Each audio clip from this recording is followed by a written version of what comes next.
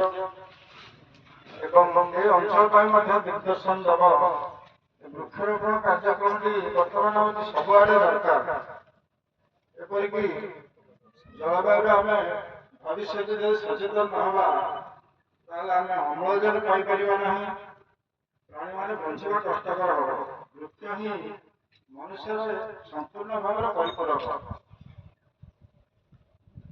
ତେଣୁ ଯାହା ହଉ ଆପଣ ଯେଉଁ ଦିଗ୍ଦର୍ଶନ ଦେଇଛନ୍ତି ଆମର ଏ ଅଞ୍ଚଳକୁ, ସମସ୍ତେ ଆମର ଏ ଅଞ୍ଚଳର ଅଧିବାସୀ ସମସ୍ତେ ତାହା ଗ୍ରହଣ କଲେ, ଗ୍ରହଣ କରିବା ଉଚିତ ଏବଂ ଗ୍ରହଣ ମଧ୍ୟ କରିବେ।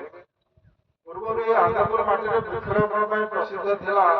ଆମର ସ୍ୱର୍ଗତ ରାମ ସାର୍ ଆମମାନଙ୍କର ସହଯୋଗରେ ଏଠି ବୃକ୍ଷରୋପଣ ଆରମ୍ଭ କରିଥିଲେ। ତା ସହିତ ମୋର ସହଯୋଗୀ ସମସ୍ତେ ଏଠି ଅଛନ୍ତି। ପଞ୍ଚାୟତର ବିଜୟ ବାବୁ, ବୃନ୍ଦାବନ ବାବୁ, ତ୍ରିଲୋଚନ ବାବୁ, ରାମେଶ୍ୱର ବାବୁ ଅଛନ୍ତି। ଆମେ ସମସ୍ତେ ଷ୍ଟାଫ୍ ଏକତ୍ର ମିଳିତ ହୋଇ ଏ ଅଞ୍ଚଳରେ ବୃକ୍ଷରୋପଣ ଆରମ୍ଭ କରିଥିଲୁ ଏବଂ ନିଜ ଉଦ୍ୟମରେ ସବୁ ବୃକ୍ଷ ଏଇ ଗଛ ଚାଷ କରୁଛନ୍ତି।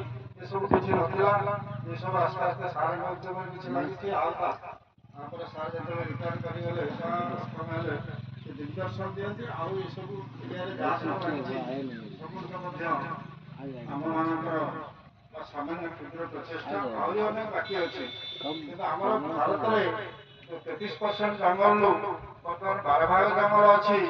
ତେଣୁ କ୍ରମେ କ୍ରମେ ବାୟୁମଣ୍ଡଳ ଏଭଳି ପ୍ରଦୂଷିତ ହେବ ଯାହାଫଳରେ ଆମର ଭୁବନେଶ୍ୱର ତାର ଫଳ ଭୁବନେଶ୍ୱରରେ ସେ ପ୍ରକାର ପରିସ୍ଥିତି ଲକ୍ଷ୍ୟ କରାଯାଉଛି।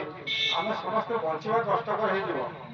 ସହରାଞ୍ଚଳରେ ବିଭିନ୍ନ ରୋଗ ବ୍ୟାଧି କେବଳ ସେଇଥିପାଇଁ, କିନ୍ତୁ ଆମ ଗ୍ରାମାଞ୍ଚଳ ଟିକେ ସୁସ୍ଥ ଅଛି। ଆମେ ଭଲରେ ନିଶ୍ୱାସ ପ୍ରଶ୍ୱାସ ନେଇପାରୁଛୁ। ଭବିଷ୍ୟତରେ ସମୟ ଆସିବ ଯେଉଁଠିକି ଆମେ ବୃକ୍ଷ ଅଭାବରେ ଆମେ ଭଲରେ ଅମ୍ଳଜାନ ପାଇପାରିବା, ନିଶ୍ୱାସ ପ୍ରଶ୍ୱାସ ଗ୍ରହଣ